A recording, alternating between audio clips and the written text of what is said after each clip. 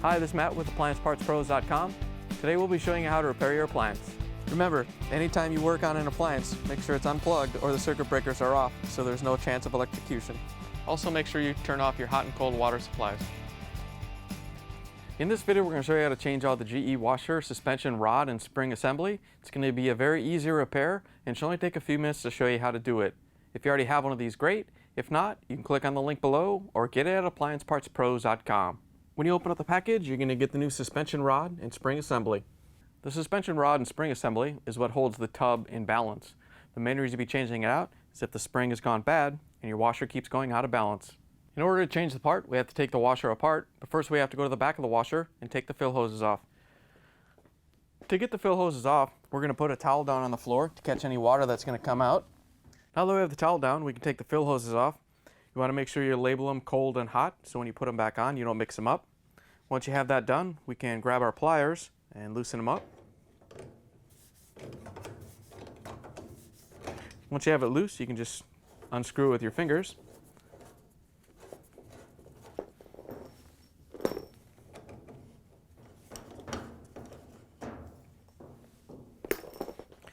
Once you have the fill hoses off, we can use our Torque 20 driver to remove the screws from the console.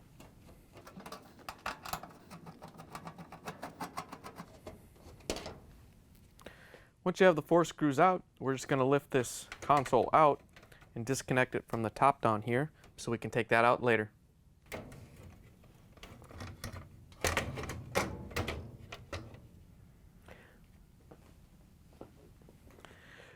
Now we can take the front panel off the machine. We're going to use a putty knife to release the 2 clips that hold it in.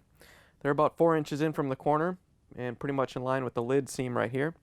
All you have to do is come in from the side and hit it and then move over a little bit and press it in and release it and then pull the panel out. Once you have this side out, you can hold it and do the other side.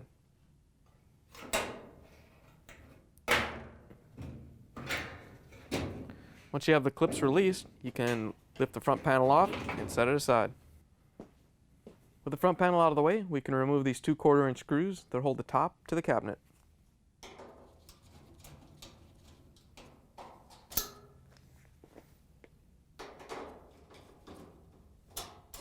Before we take the top off, we're going to open up the console and disconnect the wire harness for the lid switch.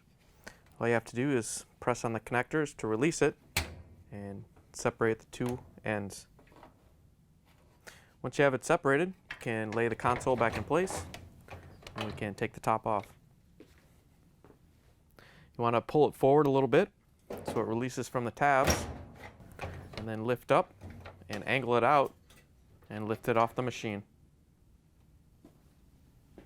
Now that we have the top out of the way, we're going to lift the console up and very carefully set it over the back of the console assembly and just kind of leave it hang there. Then we're going to take off the pressure hose that goes to the water level switch. Once you have it off, you want to follow it down and take it out of this opening on this metal plate and get it out of the way. Next, we're going to take off the wiring harnesses from the water valve. The white one was located on the gray solenoid pointing towards the center of the tub and has the red striped wire on the left and the purple one on the right. And the red plug has 2 white and reds and a tan colored one. And we're going to pull that off and get it out of the way. Once you have those wires disconnected, we can carefully let the console rest behind. Once you have it behind there and out of the way, we can use our 1/4-inch nut driver to remove the shield.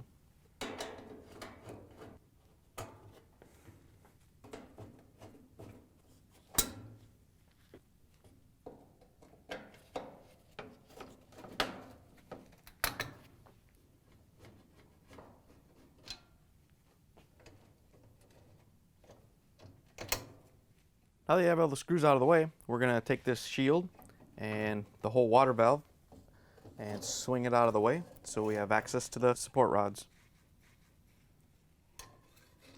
There's 4 support rods on the washer. The 2 in the front are different than the ones in the back, but they're all changed out the same way. In order to get the support rod out, we're going to have to push the tub out of the way to make some room, and then you have to take a broomstick or a piece of wood and get down on that little ring Once you have it on there, then we're going to lift up the tub and knock the spring assembly out on the bottom. Once you have it out, you can pull the stick out and set the tub down, and then we can take off the top half of the assembly. With the weight off of it, we can lift up on it, and there's a tab on each side that we have to press to release and then push up on it from underneath. They should be pretty easy to release. If you can't get them out, you can reach in there with a screwdriver and release them. Once you have that out, you can take the bushing off the suspension rod and set it aside, and then we can lower it down through the opening and pull it out of the washer.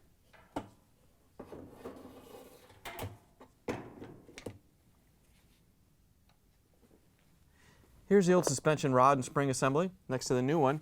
If you already have one of these, great. If not, you can get it at appliancepartspros.com. To put the new suspension rod in, we're going to hook up the top first, but we do have to push the tub out of the way a little bit so we can drop it down behind the tub.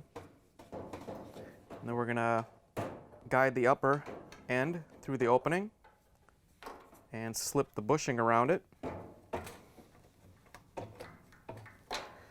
Once you have that bushing in place, you can rotate it around and line up the locking tabs and lock it into place, and then lower the suspension rod down, and then we can hook up the bottom half.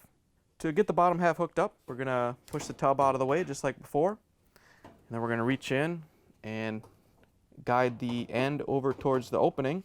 Once you have it lined up, you can lift up on the tub a little bit and get the bushing in that bracket.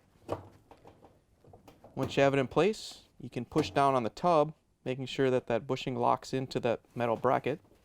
Once you have it in place, we can start putting the washer back together.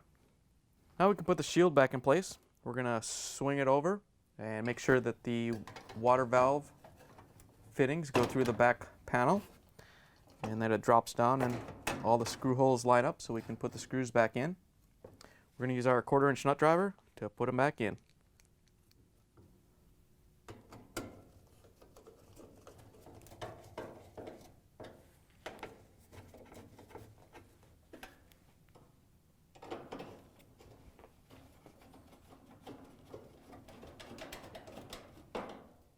Now we can lift up the console assembly and kind of rest it on this back panel. Once you have it laid there, we can grab the wiring harnesses for the water valve and plug them back in. Remember, the red one was on this side with the double white towards the back of the machine, and the white one was on this solenoid with the white and red towards the left side of the machine. Once you have the solenoids hooked up, we can reach over and grab the pressure hose for the water level switch. We're going to bring it up through the bottom of the shield and then push it on to the water level switch. You want to make sure you get it on there nice and tight so there's no air leaks. Make sure you push it all the way down.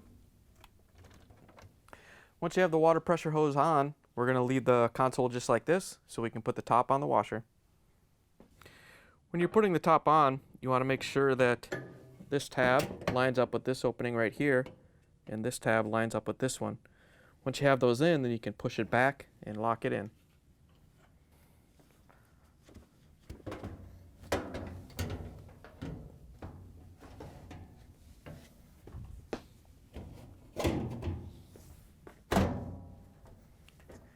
Before we put the console down, we're going to reconnect the lid switch wire harness.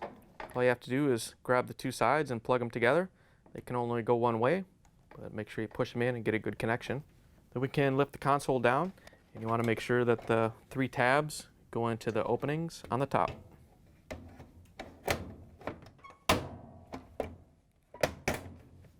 Now we can use the 1/4-inch nut driver to put the screws in that hold the top to the cabinet. Once you have those in, we can put the front panel back on. To put the front panel back on, we're going to set the bottom onto the 2 support brackets and then lift it up and line up the 4 pins so we can snap the front panel on.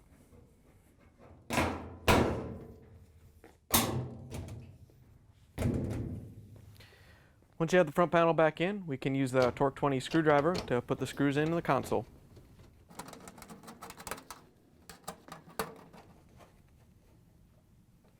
Now that we have the console put back together, we can reattach the fill hoses. As we said earlier, you want to make sure you get the hot on the hot and the cold on the cold. And you can finger tighten them first. And then we're going to grab our pliers and tighten them down so we get a good seal.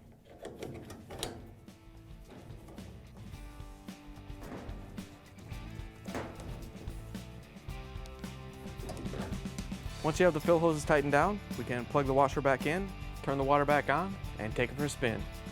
Thanks for joining us for another successful repair brought to you by AppliancePartsPros.com. Check out our other repair videos on our site, Facebook, and YouTube.